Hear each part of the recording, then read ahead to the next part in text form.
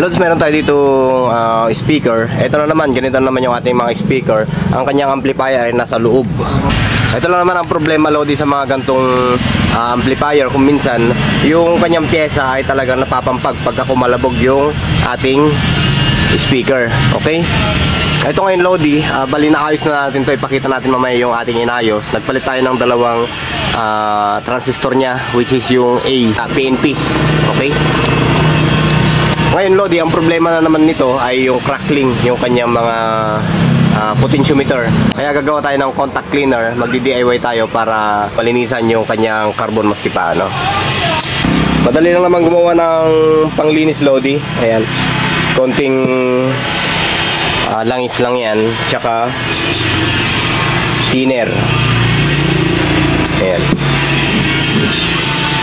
paint thinner lang yan, Lods, tsaka langis. Okay.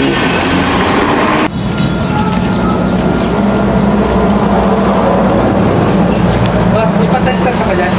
Bakit? Ano yung tester natin? Ay, Hindi, walang problema. Okay lang yan. makisama mo pa ako dyan. Pwede naman eh. Saan mo ba gamitin yan? Sa motor. Sa motor? Pagaan mo pa? Hindi. Kaya malakas pa. May ina. 50 lang siya. Ayun o. Wala pang 1 volt. Hindi na diskarga na. Diskarga na. Papakarga mo?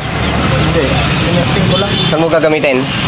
Hala, pinuha ko lang sa opisina. May pakarga dyan. Ang kakarga mo. Loko-loko to.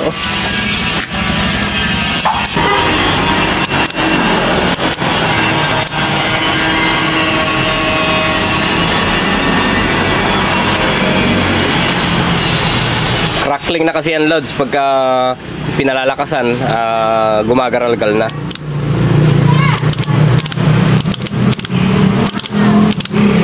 Okay.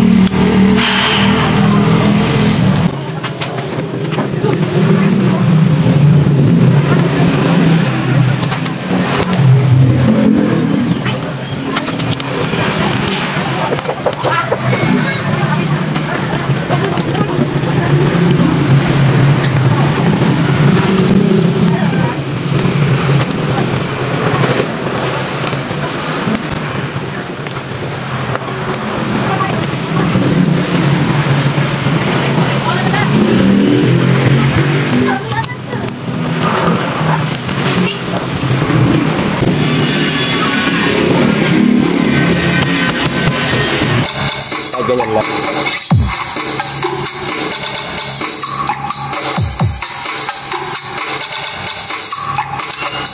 Kasi pagka kumalabog yung yung speaker na ito, makikita natin sa loob. Dali lang.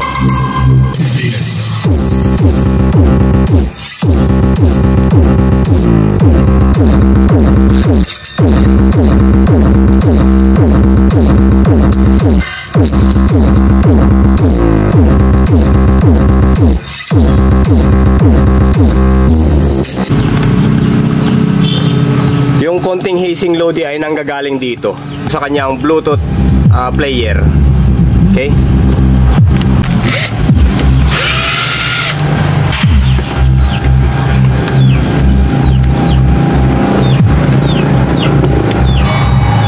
Bali, ang problema nito, Lodi, yung kanyang speaker ay napagdikit ni body.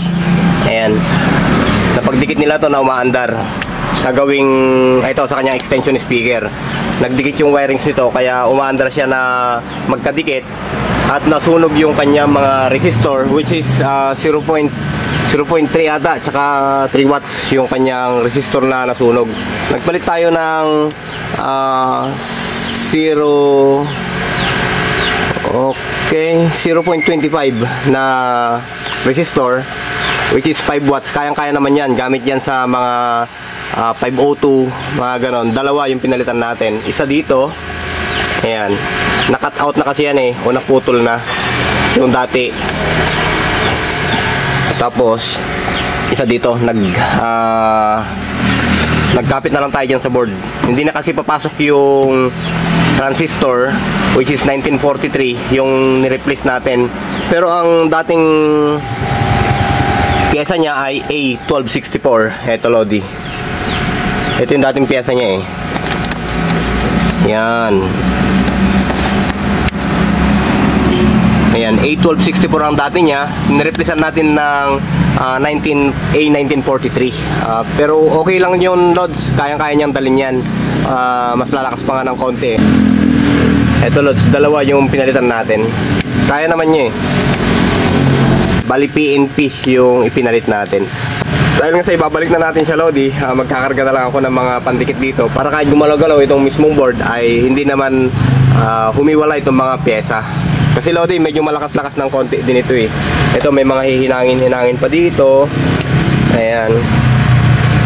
At dito naman ay okay na. Kung nakita nyo kanina, siniksikan ko siya ng ting-ting yung mga ibang connection, yung mga joint ng socket para hindi siya mag-loose. Kung sakali man nagpapatugtog eh hindi siya mag-i-scratch yung tunog niya at continuous pa rin yung tunog.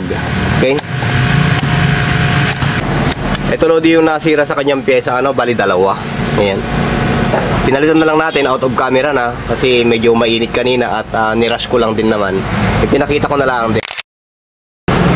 Bali A1264 at ang naipalit natin ay A1943 yung gamit sa 502. Okay naman siya, Lodi, wala nang problema yan.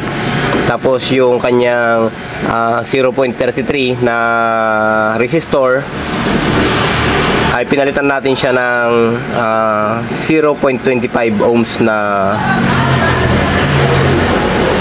okay, 5 watts. 5 watts ba yun? 5 watts nga siya. Yung dati niya ay 3 watts. Pero okay yan, Lods, kayang-kaya niya yan. Okay?